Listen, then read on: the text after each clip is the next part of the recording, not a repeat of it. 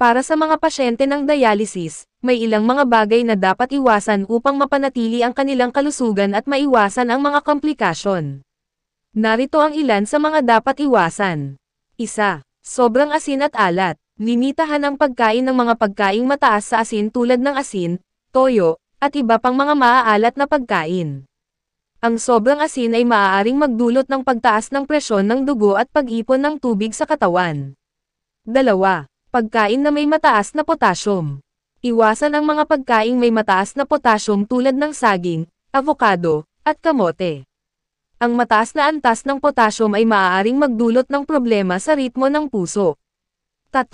Pag-inom ng sobrang tubig. Bagaman importante ang pag-inom ng tubig, ang sobrang pag-inom ay maaaring magdulot ng pagtaas ng timbang, pagkongest ng baga at puso at pagmanonas. 4. Pagkain ng mga pagkaing may mataas na phosphorus. Limitahan ang pagkain ng mga pagkaing may mataas na phosphorus tulad ng gatas, keso, at mga processed food. Ang mataas na antas ng phosphorus ay maaaring magdulot ng problema sa buto at mineral balance. 5. Sobrang pag-ehersisyo. Bagaman importante ang pag-ehersisyo, ang sobrang pag-ehersisyo ay maaaring magdulot ng pagod at stress sa katawan. 6. Pag-inom ng alak at sigarilyo. Iwasan ang pag-inom ng alak at sigarilyo dahil ito ay maaaring magdulot ng mas maraming problema sa kalusugan.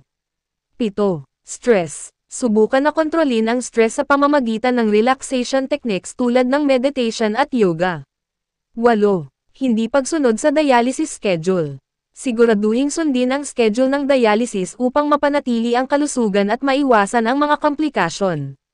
9. Hindi pag-inom ng gamot ayon sa RACE-ATA. Siguraduhing inumin ang mga gamot ayon sa RACE-ATA ng doktor upang mapanatili ang kalusugan at maiwasan ang mga komplikasyon. 10. Kawalan ng regular na check-up. Siguraduhing magpa-check-up ng regular sa nephrologist upang mapanatili ang kalusugan at maiwasan ang mga komplikasyon. Mahalaga na sundin ang mga payo ng doktor at ng healthcare team upang mapanatili ang kalusugan at maiwasan ang mga komplikasyon. Maraming salamat po sa panonood, salamat po sa pag-subscribe.